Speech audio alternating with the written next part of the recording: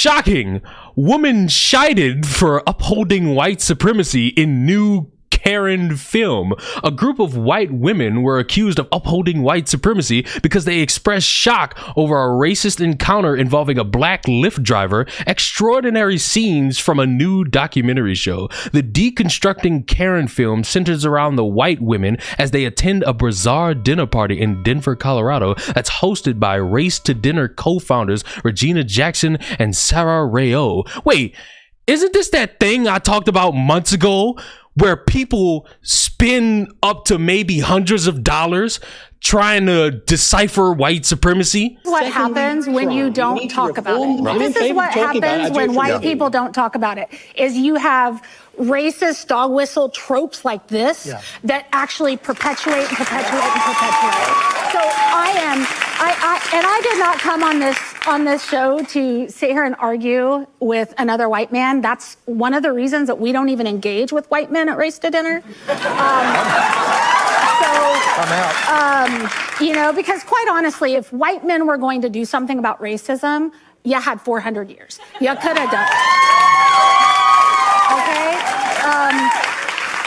I am 58 years old. I'm shutting you down right now. She is preying on white women's stupidity to get them to pay $750 to unravel the whiteness within themselves. And if you think that's bullshit, wait till you read the description. Race to Community is a year-long community building program designed to help white women unravel the whiteness within. During this time, you will participate in an 8-week learning program and continue meeting as a cohort twice a month for the remainder of the year. Over the course of the program, you will engage in deep introspection surrounding your own internalized white supremacy, participate in group discussions throughout our online forum, and build community with cohort members. This program is for you if you're a white woman, because the men are just evil, misogynistic bastards forever, committed to tearing down systems of oppression that impact us all. You understand that you need a community as you strive to live an anti-racist life. You are stuck on your path. You know there is more to be done, but you don't know how to proceed. You are scared of making mistakes or confused by your own fragility. You want to build a white identity that is not based on whiteness, white supremacy, or the oppression of black, indigenous, or other random people of color. There are no quick fixes to tearing down systems of whiteness and white supremacy, and yet we know that it can be done. You can do it. It will be difficult. It may be painful, with the L not added to painful, dumbasses. And I said it was dumb then because you don't need to be paying for that. And if you're somebody who's white, you don't need to be taking part in anybody saying, oh, white people are always the problem. You could just not be a racist human being and you'll be all right. The generalizing of every white person is absolutely stupid, just like the generalizing of black people is absolutely stupid. Every black person is not a criminal. Every white person is not a racist. Jackson, who is black, and Rayo, who is an Indian American, launched their dinner party venture in early 2019 as a way to inform white women how they are racist, often charging the groups $2,500 a pop.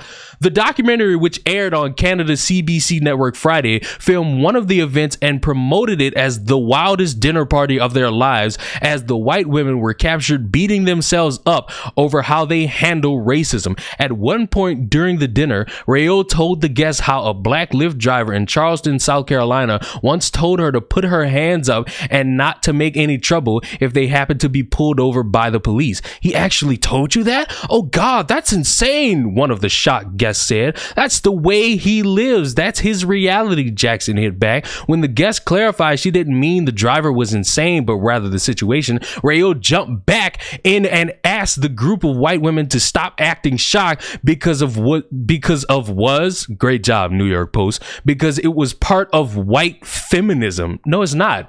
Them being shocked about a situation that happens and they have no power over it and they have no control over it and they don't even be in the same vicinity of it, of course they're going to be shocked. I would be shocked if somebody told me something shocking happened to them. I would be shocked if a situation I didn't know about was brought up to me. Why? Because it caught me off guard. Why? Because it was something I didn't expect. Why? Because you're telling me this is something that happened to you. What do you think? I'm just supposed to sit there and be like, oh yeah, I get it. Yeah, baby. Yes, queen. You think if I was a white woman with my big, succulent, muscular titties, I would sit there and say, yeah, that's just another day of us white Karens, right? No, I'm going to be shocked. At least I am. Maybe some of you might sit there and be like, well, that's perfectly reasonable. I know for me, I would be shocked by that. Why are you telling us not to act that way if it's surprising? To me, that is surprising, another guest asked. Rayo responded, because that upholds white supremacy. When I was in Charleston, South Carolina last summer, I get into my Lyft, and the guy turned around and looked at me, and he said, lady, he goes, I hate to have to say this to you, but if I get pulled over, you're just another black woman. And he's black. And he said, put your hands up.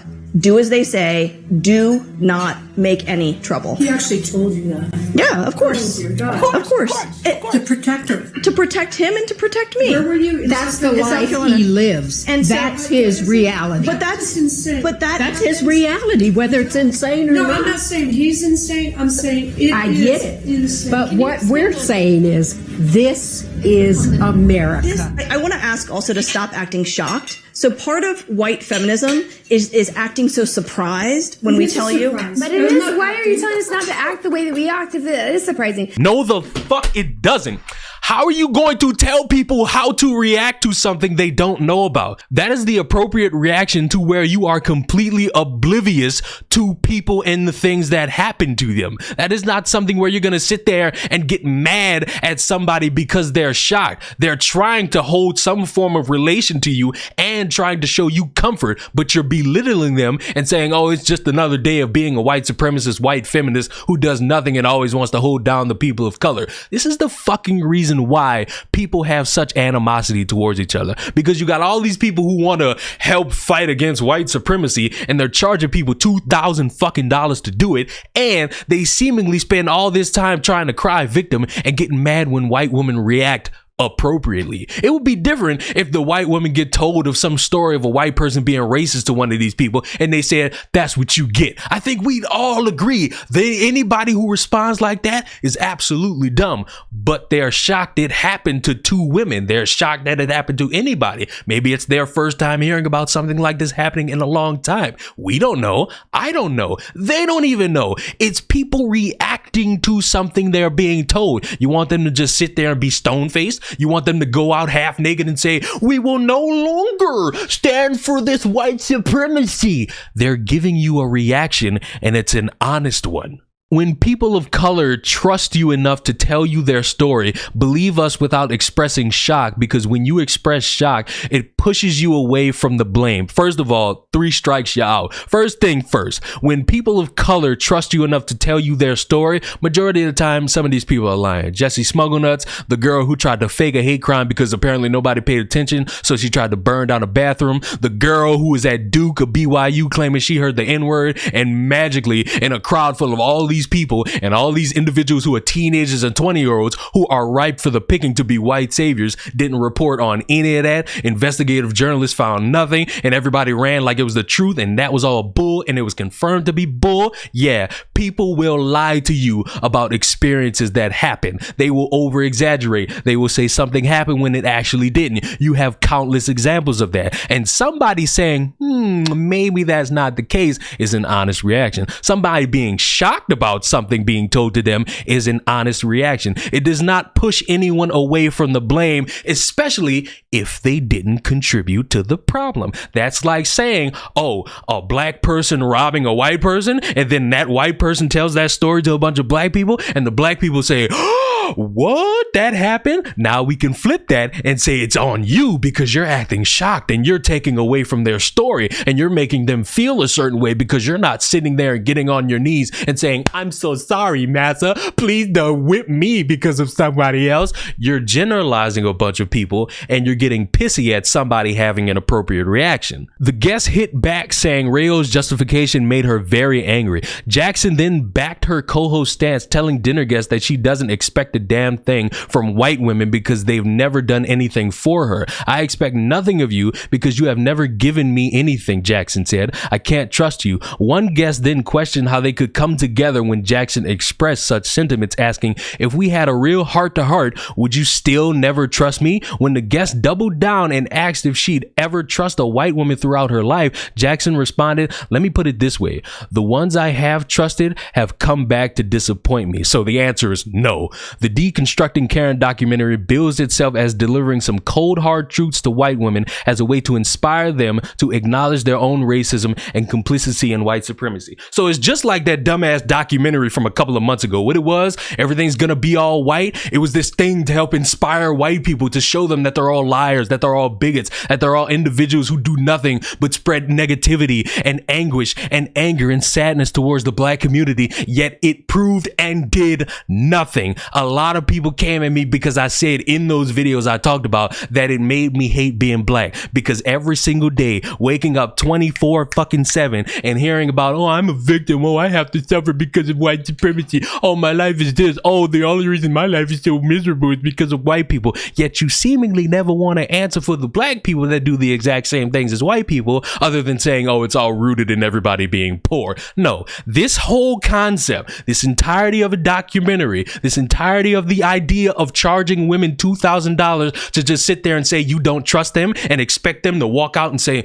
now I think I can be a better white person, is absolutely stupid. Shame on this black woman. Shame on this Indian American, because your great idea to just take a bunch of money from some gullible ass white woman isn't going to work. And thankfully, based on this article and the various video clips that are probably out there, these white women are saying, hold on a minute. We ain't do nothing. We didn't take part in this.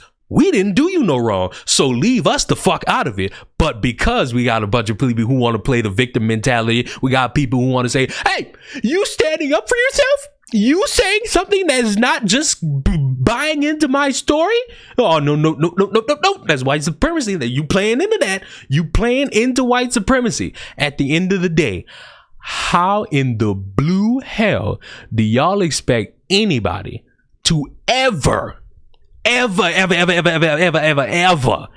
come together if y'all sit so much and spend so much time just saying bow, let's all fight each other, let's all talk about the most mundane shit, let's all argue about the most pointless shit, let's all argue and say everybody's to blame, you point the finger at everybody, you have one experience and that makes you hate everybody that has the same skin color. That's like me, if I get broken up with, I didn't say fuck bitches, fuck all women. I make a podcast and start talking about the red pill. That's dumb. That doesn't bring everybody together. That doesn't hold anybody accountable. That doesn't address any situation. It's just pointing the finger and playing the fucking blame game. Blaming other people for different situations that happen in your life, it's your problem and you figure that out. Thinking you could go around and just blaming everybody and saying everybody is the reason why you had a bad situation happen? No, you look like a whiny little fool who's gonna curl up in a ball and just cry every time white supremacy becomes a thing. So enjoy your life being a miserable victim while everybody else seeks to improve. Subscribe to the channel. I'll see y'all in the next one. Goodbye.